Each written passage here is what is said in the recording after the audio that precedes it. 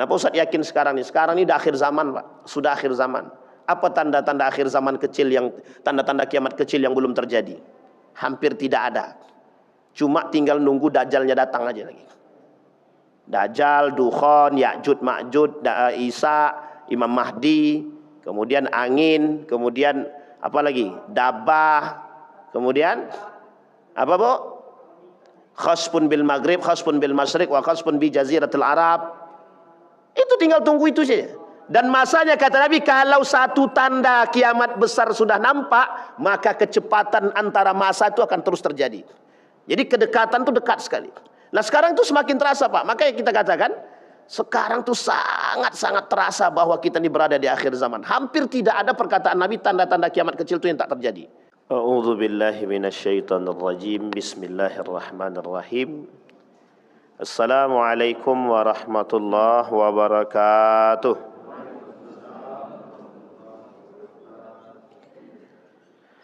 Alhamdulillahi rabbil alamin. Alhamdulillahilladzi arsala rasulahu bil huda wa dinil haqq liyuzhirahu 'alad dini kullih wa kafa billahi syahida. Ashhadu an la ilaha illallah wahdahu la syarika lah wa ashhadu anna Muhammadan 'abduhu wa rasuluh la nabiyya ba'd.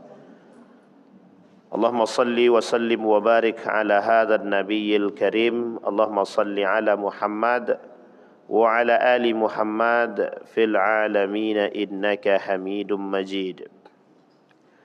Ya ayuhan nasu ittaqu rabbakumul ladzi khalaqakum min nafsin wahidah wa khalaqa minha zawjaha wa batha minhuma rijalan katsiran wa nisaa'a wattaqullaha alladzi tasaaluna bihi wal arham innallaha kana 'alaikum raqiba. Puji syukur kehadirat Allah dengan mengucapkan alhamdulillahi rabbil alamin. Bersalawat kepada Nabi dengan mengucapkan Allahumma salli ala Muhammad wa ala ali Muhammad fil alamin innaka Hamidum Majid. Bapak Ibu sekalian yang berbahagia, mudah-mudahan di subuh hari ini Allah limpahkan rahmat dan karunia-Nya kepada kita semua. Allah sehatkan, Allah kuatkan, insya-Allah kita semua termasuk orang-orang yang selalu bersyukur akan segala nikmat-Nya. Amin ya rabbal alamin. Baik Bapak Ibu sekalian yang berbahagia, bermunajat kepada Allah, senantiasa kita berdoa untuk kedua orang tua, baik yang telah mendahului ataupun yang masih hidup. Allah tempatkan di tempat terbaik di sisinya, Allah terima amal ibadahnya, Allah kumpulkan bersama orang-orang yang saleh, dan insya-Allah kita semua husnul khatimah. Di dalam Al-Quran Allah berkata, Allah berfirman, Ya ayuhan nas, inna khalaqnakum min dzakarin wa untha wa ja'alnakum syu'uban wa qabaila lita'arafu inna akramakum 'indallahi atqakum innallaha alimun khabir. Ayat sebelumnya Allah berkata, Ya ayyuhalladzina amanu ijtanibu katsiran minadh-dhann inna ba'dadh-dhanni itsmun wa la tajassasu wa la yaghtab ba'dukum ba'da ayuhibbu ahadukum an ya'kula lahma akhihi maitan fakarihtumuhu wattaqullah innallaha tawwabun rahim. Shadaqallah. Bapak Ibu sekalian yang berbahagia, di subuh hari ini kita coba mengkaji satu hadis daripada baginda Nabi Muhammad sallallahu alaihi wasallam. Kata baginda Nabi Muhammad sallallahu alaihi wasallam, da'an Nabi sallallahu alaihi wasallam al-ansar liyuqati'a lahum bil bahrain faqalu ya Rasulullah in fa'alta faktub li ikhwanina min Quraisy bimithliha falam yakun dhalika 'inda an-nabi sallallahu alaihi wasallam faqal innakum satarawna ba'di atharatan fasbiru hatta talqauni.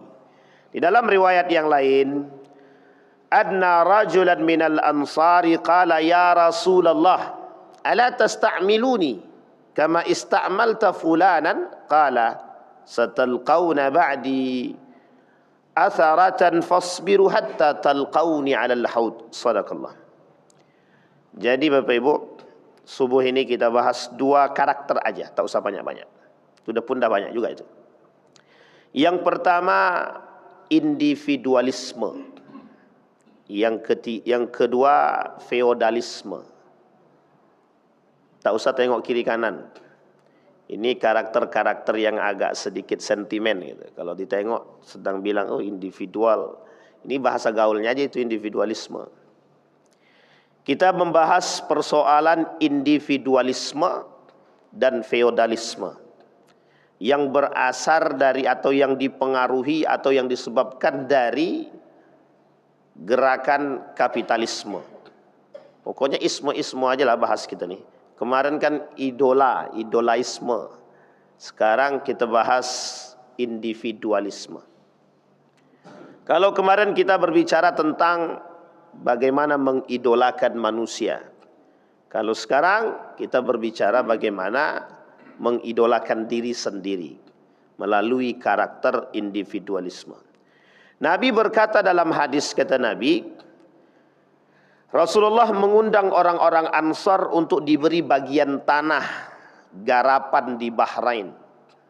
Maka di antara mereka ada yang berkata, ya Rasulullah, jika Anda melakukan hal tersebut kepada kami, maka lakukanlah hal yang sama terhadap saudara-saudara kami yang ada di Quraisy atau bagian orang-orang Quraisy. Namun beliau tidak melakukan hal tersebut.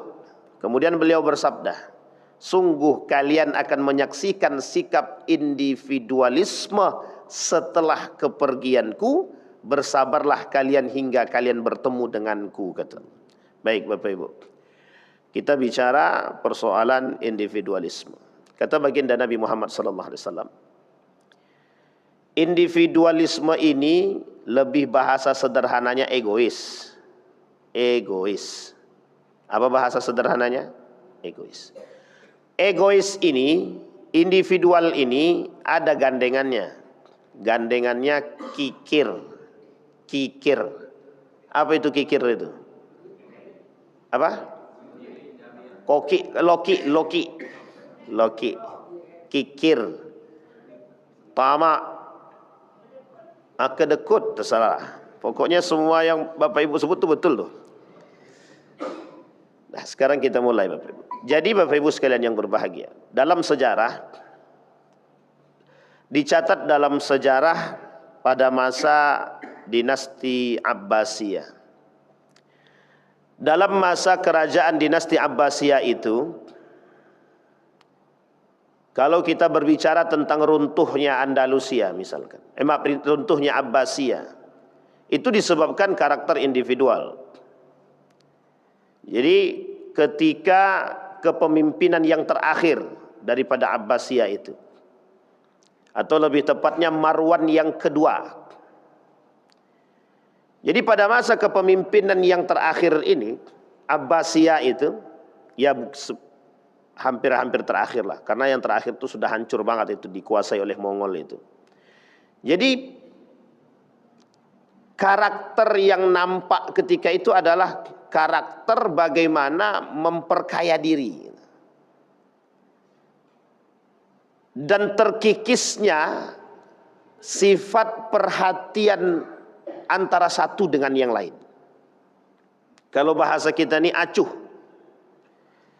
Jadi ternyata kata Profesor Dr. Hamid Fahmi Zarkasi itu, karakter acuhnya manusia itu adalah karakter yang cukup berbahaya bagi pertumbuhan dan perkembangan. Termasuk bagi pertumbuhan Islam itu sendiri. Apa maksudnya? Beliau berbicara begini. Jadi ketika manusia ini berada dalam kepentingan pribadi, yang kepentingan itu menjadi satu hal yang paling diutamakan, maka dia tak akan berpikir akan kepentingan orang lain. Ini kalau bahasa kami SD dulu, pilih mana? mendahulukan mana? Kepentingan pribadi atau kepentingan umum? Kan begitu. Itu waktu kami sekolah dulu. Kata guru kami, kepentingan bersama dulu, baru kepentingan pribadi. Ini yang ditekankan dulu waktu kami SD dulu. Masih ingat sekali saya. Kata beliau, lebih mendahulukan kepentingan bersama atau umum daripada pribadi. Mengapa itu yang ditekankan? Ternyata baru pahamnya sekarang. Kalau bahasa lainnya, manusia itu adalah makhluk sosial, kan begitu. Manusia adalah makhluk sosial. Ini tertulis dalam Pancasila itu. Sila keberapa ini Bapak Ibu? Kemanusiaan. Yang nomor berapa? Nomor pertama Pancasila yang pertama ketuhanan. Yang kedua, yang ketiga, yang keempat. Wah, hafal alhamdulillah. Yang kelima. Ternyata Bapak Ibu sekalian yang berbahagia, kalau kita lihat Pancasila dari 1 sampai 5, manusia sekarang nih, manusia yang sekarang, itu hampir dikatakan tidak ada yang Pancasilais itu. Tak ada yang Pancasilais itu. Yang ngakunya Pancasilais tapi ternyata lebih tidak Pancasila. Kalau bahasa sekarangnya itu, ngakunya NKRI harga mati, ternyata dia bukan NKRI juga gitu maksudnya. Tidak cinta terhadap NKRI. Ngaku paling cinta Nabi, ternyata tidak paling cinta Nabi gitu. Kita kembalikan Pak. Jadi dalam Pancasila itu, ternyata sekarang itu manusia ini banyak yang tidak Pancasilais itu. Kata Dr. Adian Husaini dalam pembahasan Pancasila itu, yang beliau coba tafsirkan lebih luas dan merujuk kepada karakter manusia sekarang. Kata Dr. Adian Husaini, kekacauan yang terjadi itu ya disebabkan karena manusia-manusia sekarang ini acuh aja dengan keadaan gitu. Yang kedua, memang tidak ada perhatian terhadap siapapun.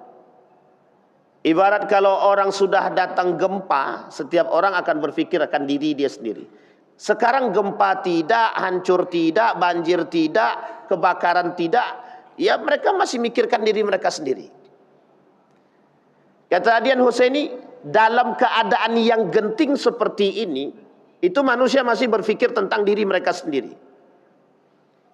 Ini yang disebut dengan degradasi moral. Ini yang disebut dengan runtuhnya akhlak dan etik dan adab. Jadi penyebabnya adalah kapitalisme. Penyebabnya adalah kapitalisme. Memang berat juga kalau kajian perang pemikiran nampaknya. Jadi begini Bapak Ibu. Jadi dampak daripada penjajahan yang dilakukan terhadap kita, kolonialisme dan kapitalisme itu ternyata memang dampaknya adalah individualisme. Dampaknya adalah diri masing-masing. Makanya sampai Nabi katakan kejadian itu pada masa Nabi, ketika Nabi memberikan tanah, sebidang tanah kepada kaum-kaum yang ada di Bahrain tersebut, kata mereka, kasih juga buat orang-orang Quraisy. Kenapa kalimat ini kemudian dikatakan oleh Nabi? Kalian akan melihat di akhir nanti, kata Nabi, orang-orang yang berpikir tentang diri mereka sendiri.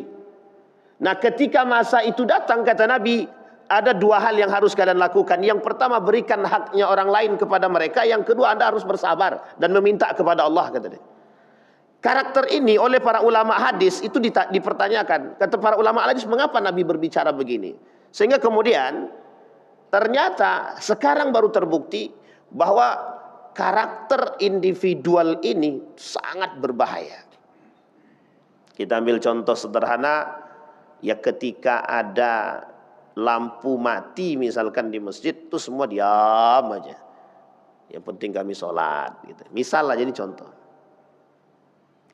Yang disalahkan ketua masjid. Mana ketua masjid ini? Lampu kok mati? Yang disalahkan ketua masjid. Tapi tidak ada yang punya inisiatif, mbok yo cari lampunya ganti sendiri atau diapa kayak atau bagaimana, kan bisa gitu. Artinya manusia itu berpikirnya tidak lagi seperti orang-orang yang ya individual lah. Ada tetangga tak makan, ya udahlah, tidak apa-apa, nanti mesti ada juga yang datang ngurus tuh. Nanti ada juga orang yang datang mau ngasih makan itu. Terlalu banyak manusia-manusia yang sifatnya seperti ini. Ketika karakter individual ini masuk dalam ranah-ranah tertentu, ya merusak semua. Masuk dalam ranah pendidikan, hancur Pak. Masuk dalam ranah politik, habis. Masuk dalam agama, lebih berbahaya lagi. Sehingga kata orientalis itu, salah satu karakter yang harus kami tumbuhkan dalam diri seseorang itu adalah individual itu. Bagaimana cara mereka untuk tidak memiliki perhatian kepada yang lain sehingga mereka bertumpuan pada diri mereka sendiri. Yang mereka anggap adalah ini daripada segalanya. Nah, ketika Abbasiyah itu mengalami posisi yang sangat-sangat, bahasa kasar kita ini, genting. Sampai negara kerajaan-kerajaan kecil yang berada di sekelilingnya Abbasiyah itu memisahkan diri. Apa kata mereka? Ini kalau seandainya kami tidak memisahkan diri, kami sampai kapan kami akan menjadi penguasa? Tidak ada. Karena yang akan menjadi penguasa adalah dari golongan mereka, dan mereka yang kaya, dan mereka yang sukses, dan mereka yang paling berjaya. Kata dia. Itu bahasan sejarah itu. Sampai bahasan sejarah begitu. Kata mereka bahwa nanti anak kerajaan-kerajaan kecil yang berada di sekeliling Abbasiyah ini tidak akan mendapatkan apa-apa. Karena mereka akan berpikir diri mereka saja. Sama. Ketika Andalusia, Turki Utsmani, di akhir kepemimpinan Turki Utsmani, muncul yang disebut dengan dinasti Fatimiyah, muncul yang disebut dengan dinasti Safawiyah, meskipun Syiah semua ya. Muncul para pengkhianat-pengkhianat Turki Utsmani, yang ternyata hasil pengkhianatan mereka sebagian berhasil, sebagian tidak gitu. Dan yang menyebabkan runtuhnya Turki Utsmani bukan hanya karena pengkhianatan yang dilakukan oleh kelompok kecil ini, bukan. Bukan hanya itu saja, tapi disebabkan karena karakter mereka yang individual tadi. Sehingga mohon maaf Bapak Ibu, lemah. Jadi karakter individualisme yang disebabkan oleh kapitalisme tersebut melemahkan sifat kita, melemahkan karakter kita, melemahkan nilai juang umat muslim itu. Kita ambil contoh Gaza, Palestina. Lagi-lagi kita bercerita tentang Palestina. Kalau kita berpikir itu manusia, kondisi ini manusia, seharusnya tidak ada urusan politik dengan kemanusiaan itu. Kalau berbicara tentang kemanusiaan, tidak ada persoalan politik gitu kalau mau bantu. Bapak Ibu sudah dapat berita berapa jumlah kapal yang hilang dari relawan-relawan Palestina? Berapa kapal yang hilang Bapak Ibu?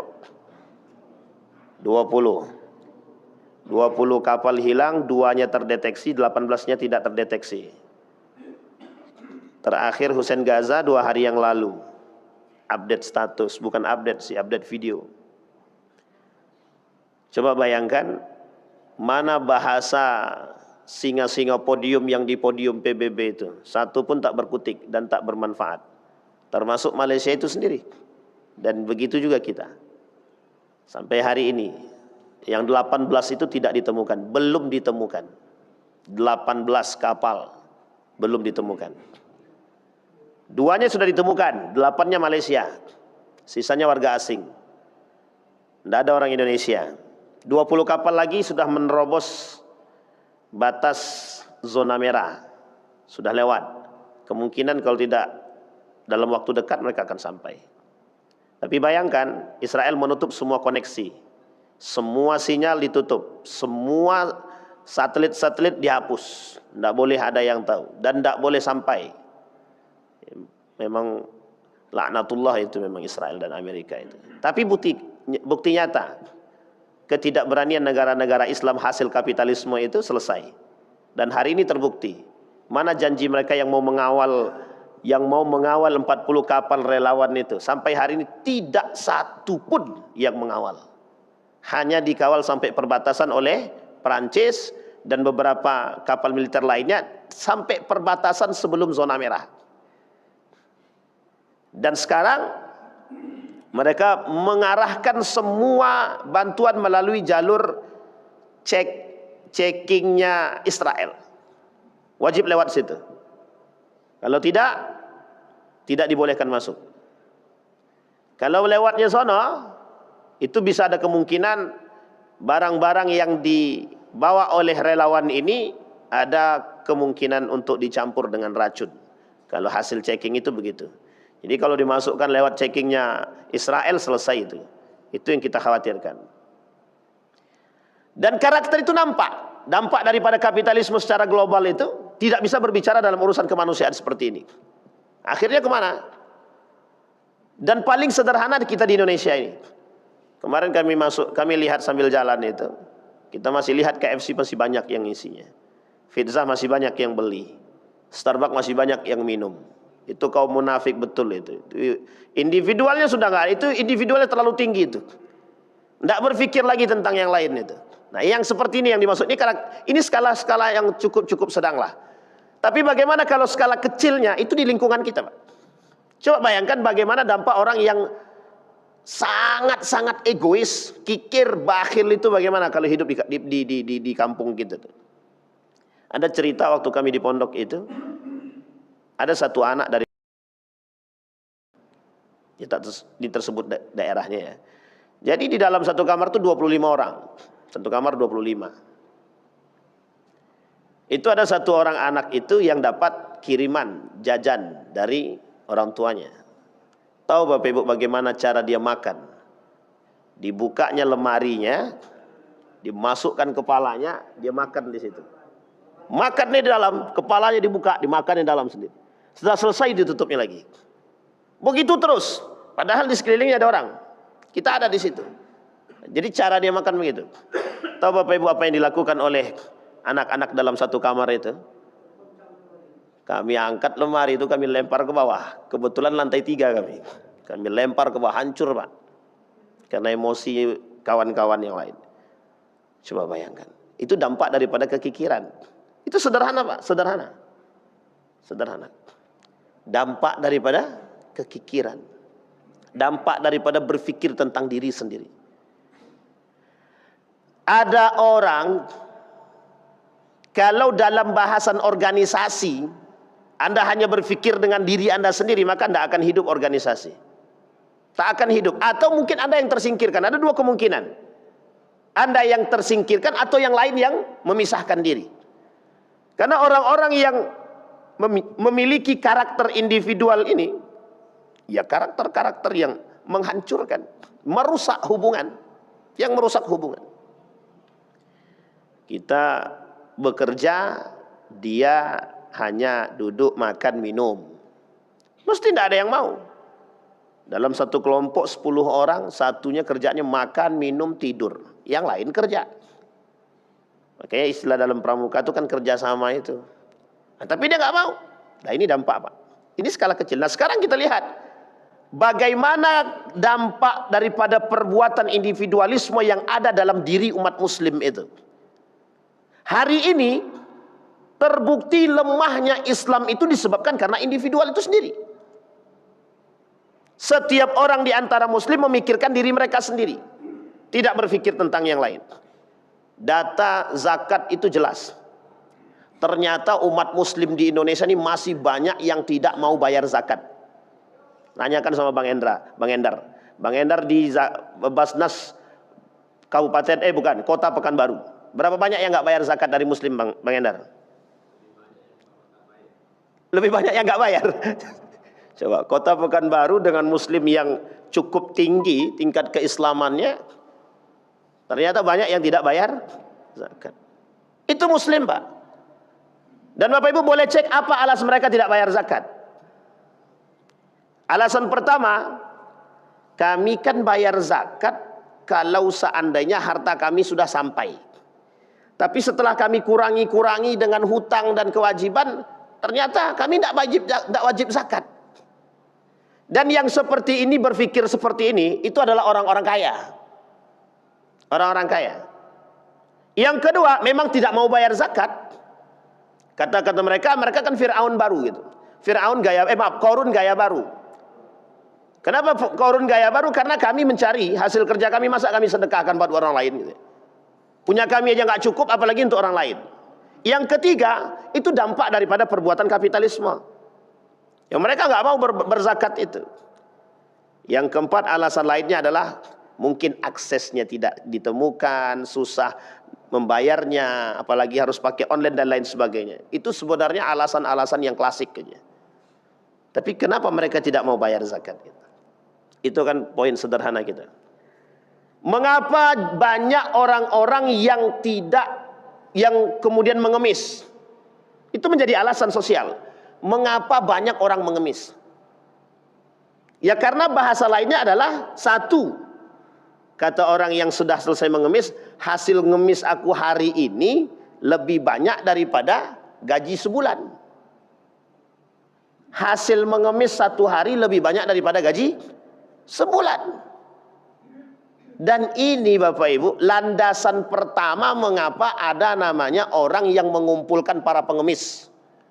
Ini pernah saya temukan di Sidoarjo. Seorang bapak-bapak kaya, rumah tingkat 3. Mobilnya mewah-mewah, 5 mobilnya. Itu dilaporkan ke dinas sosial waktu itu. Tahu Bapak Ibu berapa jumlah anak pengemis yang dia tampung? Ada 100 lebih. Dan pendapatan dari hasil pengemis tersebut, hasil ngemis tersebut dibuat untuk memperkaya diri. Yang anak-anak tetap ngemis. Pulang sekolah wajib ngemis. Coba bayangkan. Dan di Yogyakarta juga ada itu. Ada tempat penampungan anak-anak yang pengemis, yang tidak sekolah, dikumpulkan dalam satu tempat. Hasil daripada pendapatan mereka dibangun usaha kemandirian. Ternyata usaha kemandiriannya digunakan untuk pribadi dia. Akhirnya digusur sama masyarakat satu kampung. Digusur. Karena tidak ada manfaat kita masyarakat. Coba bayangkan. Dan itu terjadi Pak. Terjadi. Nah mengapa ada orang mengemis? Kalau kita kembalikan kepada konteks yang sesungguhnya, mengapa ada sampai orang harus mengemis? Karena tidak bisa makan. Mengapa orang sampai mencuri? Karena nggak bisa makan. Berarti kalau konteksnya hal tersebut, berarti kemana tetangganya, kemana saudaranya? Kata Yusuf Al-Qardawi, dalam kitab tentang zakat itu, kata Yusuf Al-Qardawi itu, ada 6 hal yang bisa mengentaskan kemiskinan. Satu di antara 6 poin tersebut adalah keluarga. Orang yang paling bisa mengentaskan kemiskinan keluarga. Sekarang Bapak Ibu sudah cek belum keluarga Bapak Ibu? Siapa yang tidak makan besok? Siapa yang tidak makan hari ini? Siapa yang tidak mampu, yang anak yang nggak sekolah? Dan perhatikan, rata-rata di antara keluarga-keluarga kita yang tidak mampu itu kemana kita arahkan? Siapa yang memberikan perhatian? Harusnya keluarga. Harusnya keluarga. Tapi kemana? Inilah karakter individual tadi Bapak Ibu. Dan dampaknya besar. Bukan kecil, besar. Nah, akhirnya yang terjadi adalah kita sebagai orang yang mengaku beriman harus mengembalikan nilai-nilai tersebut. Maka kata Profesor Dr. Hamid Fahmi Zarkasi itu, runtuhnya peradaban Islam itu disebabkan karakter umat muslim itu sendiri. Kenapa demikian? Karena pendidikan kita tidak lagi mengarah kepada sosial. Karena pendidikan kita itu mengarahkan kita kepada individual, diasarkan daripada kapitalisme tadi. Nah sekarang kata Dr. Hamid Fahmi Zarkasi itu, kapitalisme sekarang bukan pada ekonomi saja, tapi pada pendidikan. Nah, itu yang kemudian terjadi. Maka Bapak Ibu, ada bahasa yang mohon maaf, yang bahasa seperti ini perlu kita sampaikan dan merusak. Karena bahasa seperti ini mesti merusak. Usaha-usaha, keluarga-keluarga. Ingat kalimat ini kalimat yang merusak betul ini. Urusan bisnis, urusan keluarga. Tidak boleh campur aduk. Jadi kalau dia bisnis. Kalau keluarga ya keluarga. Tidak boleh campur aduk. Maksudnya apa? Ya kalau keluarga mau minta bantuan ya harus beli. Tidak boleh minta. Kalau keluarga nggak mampu ya terserah. Bisnis kalau semuanya kami berikan kepada mereka, kami bantu mereka, ya kapan bisnis kami lancar? Kapan bisnis kami sukses? Sampai di sini paham ya Bapak Ibu ya? Ini konteks manusia sekarang. Ini dampak daripada pemikiran kapitalisme. Sama Pak. Yang diajarkan di sekolah juga begitu sekarang. Jadi yang diajarkan sekolah sekarang adalah bagaimana anak-anak itu tumbuh dan sukses secara pribadi, bukan lagi bersama. Apa yang diajarkan? Pendidikan yang diberikan apa? Individualisme. Bagaimana membuat diri dia kokoh kuat, bagus. Tapi bagaimana dia tidak berpikir tentang yang lain, itu yang menjadi masalah kita sekarang. Ternyata Nabi sudah pernah katakan 1400 tahun yang lalu, prediksi Nabi hari ini terbukti, Pak. Hari ini terbukti.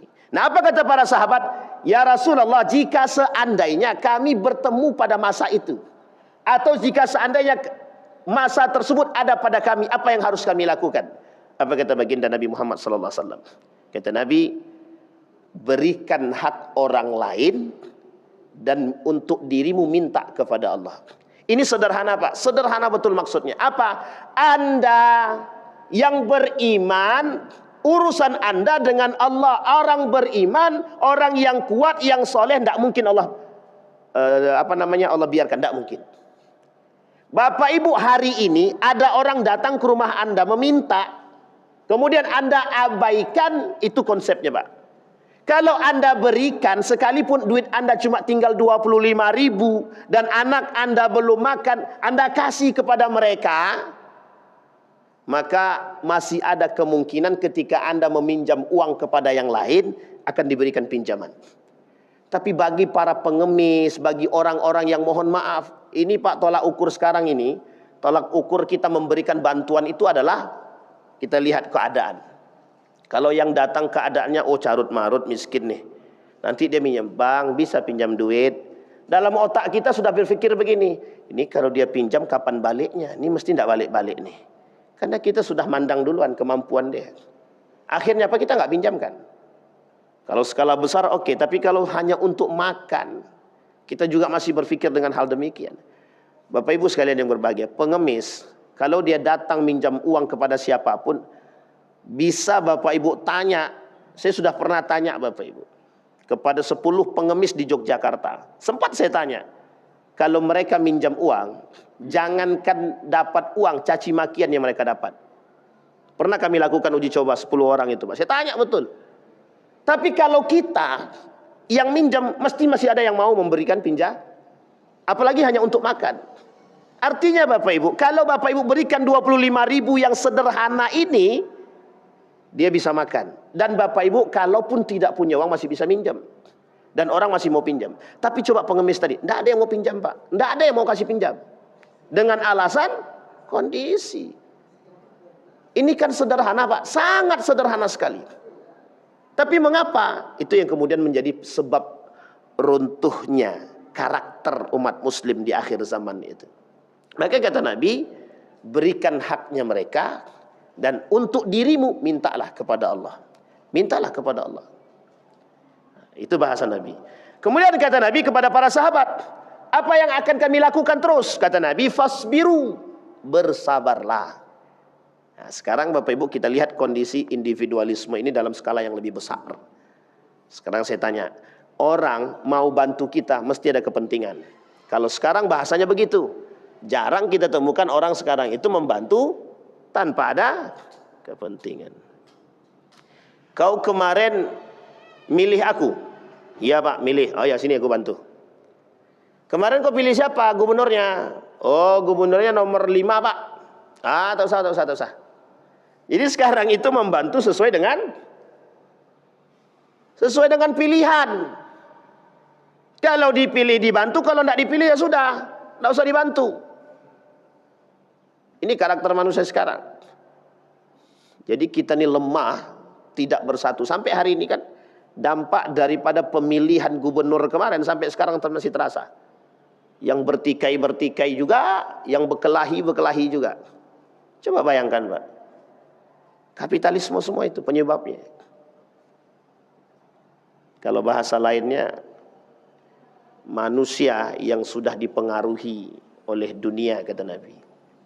Kan sederhana bahasa Nabi. Cuma sederhana bahasa Nabi ini menunjukkan yang terjadi hari ini. 1400 tahun yang lalu. Baik. Kemudian apa kata baginda Nabi? Fa inna min waraikum ayyamus sabar. fihi mislu qabdin 'alal jamri lil 'amil fihi mislu ajri 50 rajulan ya'maluna misla amalihi wa zadani ghairuhu. Qala ya Rasulullah, ajru 50 minhum. Qala ajru 50 minkum. Sesungguhnya di belakang kalian, kata Nabi, di belakang kalian kelak akan ada masa-masa yang menuntut kesabaran ekstra. Orang yang bersabar di atas ajaran agama Islam pada masa itu bagaikan orang yang menggenggam bara api.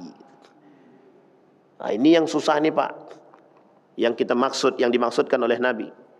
Orang yang beramal, berjuang demi agama, berjuang demi Islam yang kokoh dan dengan keimanannya pada masa itu akan mendapatkan pahala 50 orang yang beramal seperti amalnya. Nah, sekarang ini nih Pak, masanya sekarang ini. Kenapa Ustaz yakin sekarang ini? Sekarang ini udah akhir zaman Pak, sudah akhir zaman. Apa tanda-tanda akhir zaman kecil yang, tanda-tanda kiamat kecil yang belum terjadi? Hampir tidak ada. Cuma tinggal nunggu Dajjalnya datang aja lagi. Dajjal, Dukhon, Ya'jud, Ma'jud, Isa, Imam Mahdi, kemudian angin, kemudian apa lagi? Dabah, kemudian apa Bu? Khasfun bil maghrib, khasfun bil masyriq, wa khasfun bi jaziratil Arab. Itu tinggal tunggu itu saja. Dan masanya kata Nabi, kalau satu tanda kiamat besar sudah nampak, maka kecepatan antara masa itu akan terus terjadi. Jadi kedekatan itu dekat sekali. Nah sekarang itu semakin terasa Pak. Makanya kita katakan sekarang tuh sangat-sangat terasa bahwa kita ini berada di akhir zaman. Hampir tidak ada perkataan Nabi tanda-tanda kiamat kecil itu yang tak terjadi. Penaklukan Romawi selesai. Persia sudah. Apalagi? Nabi lahir adalah tanda kiamat. Nabi wafat juga tanda kiamat. Ada sekarang semua kita nampak. Dan semua yang disampaikan oleh baginda Nabi hampir terjadi. Perempuan, kemungkaran, kemaksiatan, individual dan lain sebagainya hampir terjadi. Dan hadis-hadis yang disampaikan Nabi, meskipun sebagian ulama mengatakan hadis ini lemah, tapi kondisinya itu adalah menjadi fakta. Kita ambil contoh hadis yang kita bacakan tadi, derajat hadisnya lemah, tapi mengapa faktanya itu yang kita temukan? Bukan hanya di sini, di seluruh dunia. Di seluruh. Paling Bapak Ibu mau lihat karakter individual paling besar di Eropa. Lihatlah di Eropa itu. Sekarang berbeda. Agak sedikit mulai nampak sistem sosial, semangat sosial daripada orang-orang yang ada di Eropa. Kalau dulu Bapak Ibu, subhanallah, lolo gua-gua. Nah kalau mau lihat karakter seperti ini, datang ke Jakarta. Datang ke Jakarta. Mau mati ente matilah. Silahkan. Lolo gua-gua, ibadahmu, ibadahmu, ibadahku, ibadahku. Gitu. Ini bahasanya begitu Pak. Sampai sebegitunya tingkat individualisme manusia sekarang ini. Maka kata baginda Nabi, orang yang hidup di zaman yang serba dengan kejahiliahan modern ini, itu mereka harus banyak-banyak kesabaran. Nah, contohnya sekarang ini, kita harus banyak-banyak sabar. Negara-negara dunia ini semua berbicara dengan lantang di podium, sidang PBB, kami bersama Palestina. Sampai hari ini, kemarin itu, Israel masih menyerang Gaza. Dan tidak ada satupun yang berkutik. Kecuali Iran, Yaman. Yaman tidak punya kekuatan lebih Pak.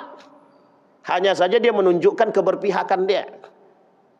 Menunjukkan keberpihakannya. Qatar, Turki, cuma itu saja. Syria, selain daripada itu, semua omon-omon saja. Cuma omongan saja. Kami butuh diplomasi. Sampai hari ini, sampai hari ini, diplomat itu tidak diizinkan masuk oleh Israel untuk bernego terkait yang hilang ini. Tidak diberikan Pak. Tidak diberikan masuk. Donald Trump akan melakukan kunjungan ke beberapa negara ASEAN termasuk Malaysia. Dan Bapak tahu apa yang akan dilakukan oleh Donald Trump?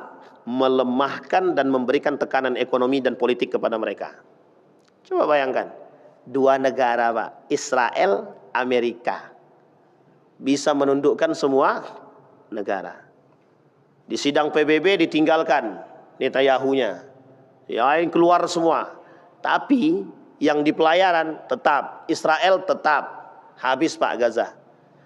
Dan Bapak Ibu harus paham apa yang perkataan Netanyahu. Kata Netanyahu, sebentar lagi kami menguasai Gaza. Sebentar lagi. Makanya Bapak Ibu lambangnya yang ada di negara Yahudi itu akan terjadi pada masanya menurut mereka, dan tinggal sedikit lagi langkah mereka. Tahu maksudnya tinggal sedikit lagi? Selesai Gaza, selesai.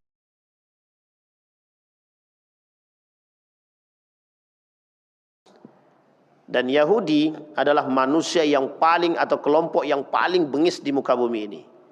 Dari dulu sampai hari ini. Dan mereka akan memakan siapapun termasuk diri mereka dan saudara mereka sendiri. Nah, karakter-karakter individual begitu Pak. Dia akan memakan siapapun termasuk saudara dia sendiri.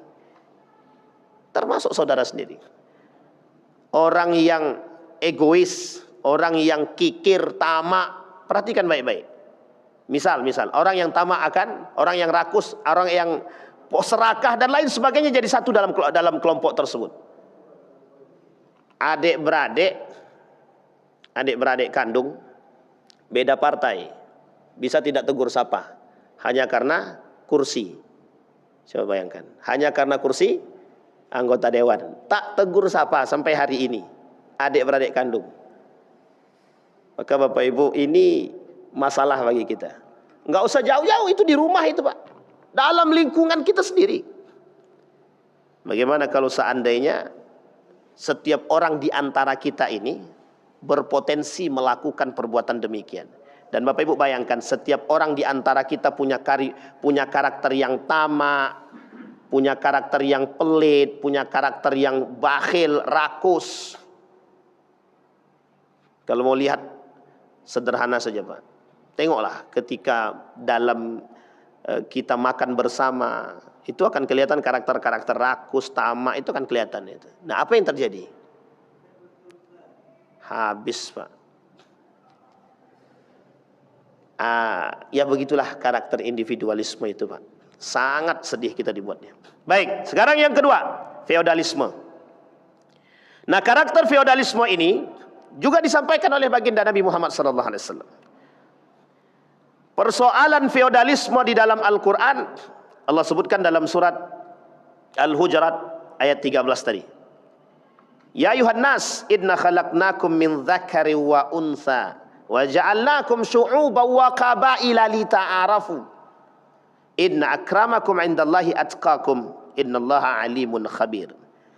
Wahai manusia, kami jadikan kalian itu laki-laki, perempuan.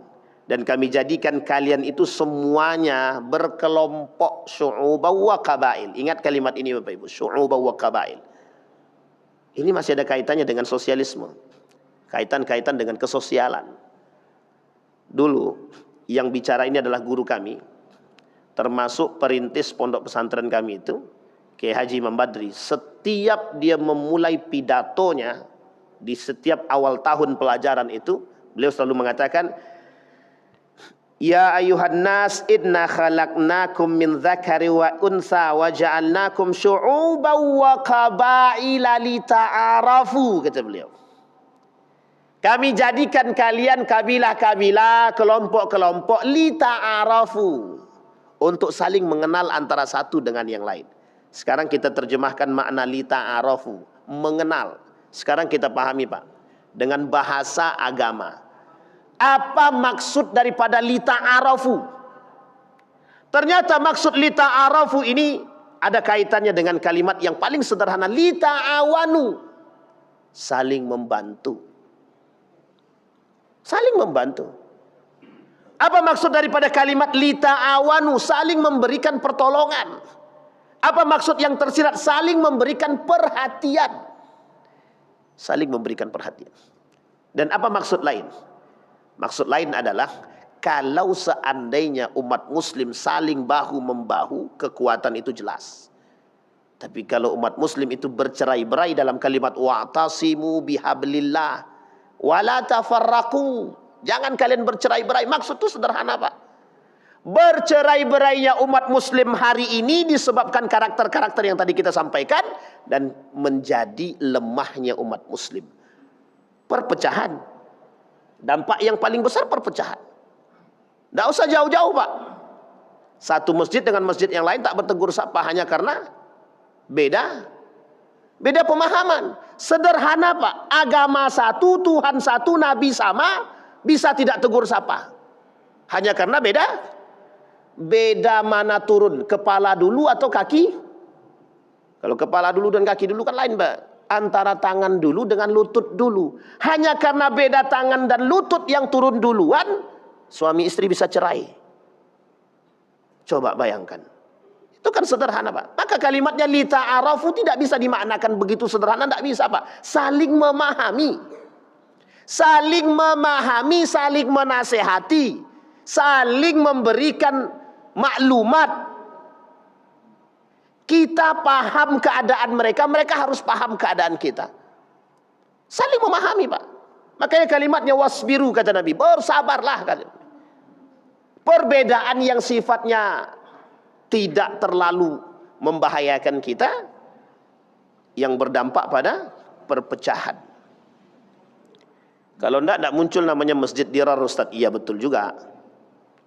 Kalau tidak muncul namanya masjid dirar. Tahu kan Bapak Ibu sejarah masjid dirar ya? Itu masjid dirar ya begitu sejarahnya. Nah sekarang ada. Jadi bukan hanya rakus, bukan hanya persoalan politik aja sekarang, tapi juga persoalan agama. Individualnya bukan hanya urusan politik saja, ekonomi saja, tapi juga sudah merambah kepada urusan agama. Masjid ini masjidnya Muhammadiyah, ini masjidnya NU, ini masjidnya itu persis seperti Salafi. Setiap orang diantaranya punya masjid masing-masing. Udah masuk aja masjid kalian, tak usah masuk masjid orang lain. Coba bayang, sampai masjid pun sudah diatur begitu sekarang. Ini masjid kelompok A, ini masjid kelompok B. Akhirnya yang terjadi apa? Berkelahi, masjid kosong. Yang terjadi apa? Perpecahan. Yang terjadi apa? Umat muslimnya lemah. Yang terjadi apa? Kita digerogoti orang. Yang terjadi apa? Kebahagiaan bagi orang-orang yang tidak suka dengan Islam. Inilah yang disampaikan oleh orientalis tadi. Kebahagiaan kami adalah ketika membuat umat muslim itu terpecah belah. Selesai Pak. Sampai di situ. Dampaknya sederhana. Karakter yang ditimbulkan oleh orientalis tadi adalah, karakter yang ditimbulkan oleh kapitalisme adalah karakter yang mereka timbulkan dari perang pemikiran tersebut satu saja, individualisme. Dan dampaknya besar. Bukti nyata hari ini. Pendidikan rusak, udah yang penting kami jalan. Yang penting gaji kami cair. Yang penting kami ini. Pendidikan kita sudah rusak, kita masih berpikir tentang. Paham Bapak Ibu ya? Bisa dipahami Bapak Ibu. Baik. Nah, sekarang kita masuk poin daripada feodalisme. Nah, apa yang disebut dengan feodalisme? Yang disebut dengan feodalisme adalah prinsip-prinsip yang menyebutkan atau bertentangan dengan sistem-sistem yang diberikan atau yang ditingkatkan atau yang ditumbuhkan oleh nilai-nilai Al-Quran yang bertolak belakang daripada pemahaman yang benar. Ini Bapak Ibu, poin-poin feodalisme ini harus kita pahami. Feodalisme ini sekarang sedang berada di dalam tubuh kita, di dalam tubuhnya umat muslim itu sendiri. Nah sekarang wajah feodalisme di dalam Islam itu seperti apa? Wajah feodalisme dalam Islam itu tertuang dalam kelompok-kelompok muslim yang munafik. Feodalisme ini tertuang dalam kelompok-kelompok muslim yang munafik. Apa itu munafik itu? Sudah kita bahas Pak. Sudah 30 tanda kaum munafik itu sudah kita bahas. Dan semua itu Bapak Ibu berada dalam satu naungan feodalisme. Kalau kita bicara pengkhianatan, dulu saya pernah cerita di sini. Ada salah satu, kita tidak berbicara kealiman dia ya, kita berbicara tentang pengkhianatan. Dulu di Jakarta itu, perkumpulan para alim itu pernah dibocorkan oleh seorang alim yang lain kepada Belanda. Dan itu tertulis. Ada seorang orientalis namanya Karel Stenbring menuliskan dalam buku dia tentang bagaimana dulu ada seorang alim di Jakarta itu yang membocorkan perkumpulan para alim-alim ulama itu untuk kemerdekaan Republik Indonesia dan dibombardir oleh Belanda. Dan itu orang yang memberikan bocoran tersebut, yang berkhianat ini, diberikan yang disebut dengan golden, dan itu ada kwitansinya, difotokan Pak, dalam buku tersebut dilihatkan. Jadi ketika ada yang protes, mereka bisa kasih bukti bahwa beliaulah orang yang memberikan informasi, dan itu terjadi ternyata Pak. Nah, ini poin-poin pengkhianatan. Jadi waktu itu Karl Steinbrink bercerita, dan ini diterjemahkan oleh salah seorang dai atau ulama yang ada di Riau ini. Beliau menuliskan, menerjemahkan ke dalam bahasa Indonesia. Salah satunya dosen UIN itu. Dia dosen UIN dulu. Diterjemahkan ke dalam bahasa. Kebetulan Karl Steinbrink ini dosen beliau di Yogyakarta. Diterjemahkan Pak, ditulis buku tersebut. Penulisnya adalah Karl Steinbrink.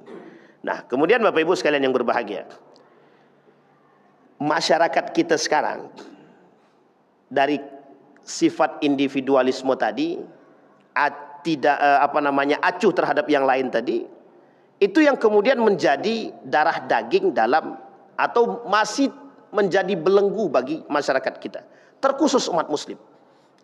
Mengapa umat muslim tidak bisa lepas daripada itu? Mengapa umat muslim masih bersandar pada hal tersebut? Ada banyak faktor. Kalau kita kembalikan kepada pemahaman Yusuf Al-Qaradawi, faktornya adalah satu, pemimpin. Yang kedua adalah agama. Yang ketiga adalah tokoh. Yang keempat yang paling penting Pak, nilai. Kata Yusuf Al-Qaradawi, yang menyebabkan umat manusia itu berada pada posisi feodalisme itu ya karena memang nilai. Nilai apa? Nilai kemanusiaan dan nilai agama. Ketika manusia tidak bisa menerapkan nilai-nilai agama dalam lingkungannya, otomatis. Ketika manusia tidak bisa menerapkan akhlak moral, adab etik, sama. Apa yang dikatakan oleh Prof. Fahmi Zarkasi tersebut? Kata beliau, hasil feodalisme ini ya hasil daripada didikan sebelumnya. Jadi saya tidak katakan kita ini feodal gitu. Tapi karakter feodalisme ini ada dalam tubuh kita gitu. Nah Bapak Ibu, yang harus kita lakukan adalah bagaimana kita menghilangkan nilai-nilai feodalisme, individualisme ini.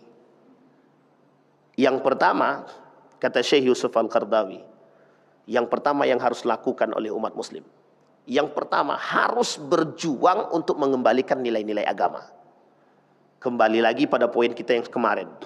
Apa itu? Bagaimana cara kita menerapkan nilai agama dalam rumah tangga kita. Jadi Bapak Ibu, dari dulu sampai sekarang bahasanya Agim itu sama. Bahasanya Agim itu sama. Dimulai dari diri sendiri. Ya ini poin penting kita. Memang ini Pak, pendidikan yang harus kembali ini. Apa kata Ustaz Adi Hidayat? Seberapa banyak Anda menerapkan nilai-nilai agama di dalam rumah tangga? Karena poin pentingnya ternyata adalah bukan untuk sekarang dan bukan untuk 10 tahun, untuk 20 tahun ke belakang Pak. Karena kita menghasilkan generasi. Kalau pengen tolak ukur generasi emas kan bukan 10 tahun, 20 tahun yang akan datang. Ini tolak ukurnya Pak. Generasi yang Qurani. Generasi yang menerapkan nilai-nilai agama. Sekarang kita kembalikan. Kita berbicara panjang lebar tapi ternyata tidak ada aplikasi dalam rumah kata, ya sama saja. Makanya kita sambut baik itu. Ini kebetulan ada Pak Ketua kan. Kemarin ada ide cemerlang dari Bang Endar untuk membelikan satu rumah, satu buku sirah Nabawiyah. Bukan hanya untuk dibeli, tapi kalau bisa ya harus kita terapkan karakter-karakter itu di dalam rumah gitu. Karena memang figur kita yang hilang ya memang ini Pak. Kita kehilangan figur. Ulama banyak tapi figur kita hilang. Kita punya banyak ulama tapi figurnya nggak ada gitu. Nah, apa yang harus kita lakukan? Kembalikan nilai-nilai agama tersebut. Di mana? Di dalam rumah Pak.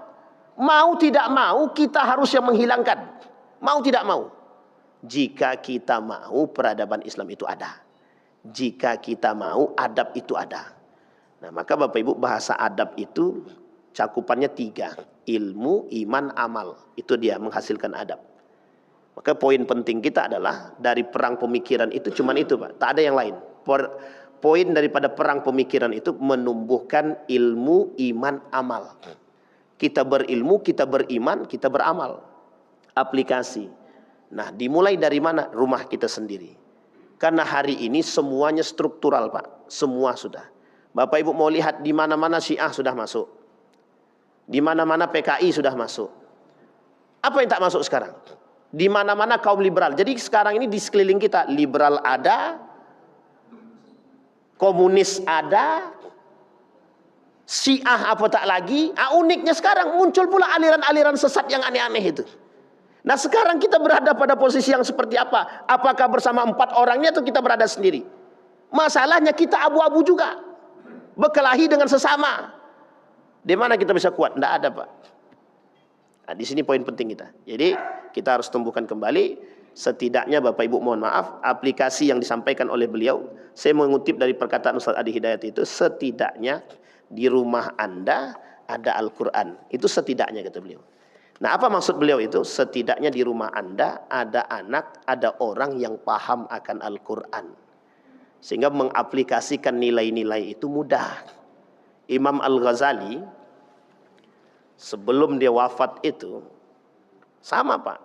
Bagaimana memberikan satu sistem yang baik dalam pendidikan rumah tangga. Imam Al-Ghazali muridnya sudah selesai, sudah keluar semua. Apa yang dilakukan oleh Imam Al-Ghazali? Ditulis buku, judul bukunya Ayyuhal Walad. Nasihat buat murid-muridnya agar tidak terjerumus dalam jurang yang salah. Sekarang kita sudah sangat genting, ya tergantung pada Bapak Ibu semua. Ambil kebijakan sendiri. Bagaimana caranya? Mengembalikan nilai-nilai agama. Satu diantaranya, living with the Quran. Menghidupkan kembali nilai-nilai Al-Quran di dalam rumah tangga. Mudah-mudahan bermanfaat bagi kita semua. Kita berdoa kepada Allah semoga apa yang kita sampaikan di subuh hari ini menjadi pengingat bagi kita, menjadi pengetahuan bagi kita agar kita bisa menghindari karakter-karakter feodalisme, individualisme, egois, kikir, tamak, dan insya Allah orang-orang yang bisa menghindari daripada sifat-sifat tersebut Allah berikan keberkahan. Insya Allah kita bisa kembali menghidupkan peradaban Islam yang hilang. Dan insya Allah kita termasuk orang-orang yang husnul khatimah. A'udzubillahi minasyaitonirrajim. Bismillahirrahmanirrahim. Alhamdulillahi rabbil alamin. Hamdas syakirin. Hamdan naimin. Hamdan yuwafi ni'amahu wa yukafi'u mazidah. Ya Rabbana lakal hamdu kama yanbaghi li jalali wajhikal karim wa azim sultanik. Allahumma salli ala Muhammad wa ala ali Muhammad. اللهم اغفر للمسلمين والمسلمات والمؤمنين والمؤمنات اللهم أعنا على ذكرك وشكرك وحسن عبادتك اللهم انصر من نصر الدين واخذل من خذل المسلمين اللهم انصر إخواننا المجاهدين في فلسطين اللهم انصر إخواننا المجاهدين في فلسطين اللهم انصر إخواننا المجاهدين في فلسطين وفي غزة وفي كل مكان اللهم دمر اليهود اللهم أهلك الكفرة والمبتدعة والمشركين أعداءك أعداء الدين اللهم يا رحمن أسلمهم يا ذا الجلال والإكرام اللهم اغفر لنا ذنوبنا وكفر عنا سيئاتنا وتوفنا مع الأبرار اللهم اغفر لنا ذنوبنا وذنوب والدينا وارحمهما كما ربيانا صغارا ربنا ظلمنا أنفسنا وإن لم تغفر لنا وترحمنا لنكونن من الخاسرين اللهم اغفر لهم وارحمهم وعافيهم واعف عنهم وأكرم نزولهم ووسع مدخلهم واجعل الجنة مثواهم اللهم اجعل أهلنا من أهل القرآن واجعل أهلتنا من أهل القرآن الذين نحن خاصتك وأهلك يا أرحم الراحمين ربنا آتنا في الدنيا حسنة وفي الآخرة حسنة وقنا عذاب النار والحمد لله رب العالمين السلام عليكم ورحمة الله وبركاته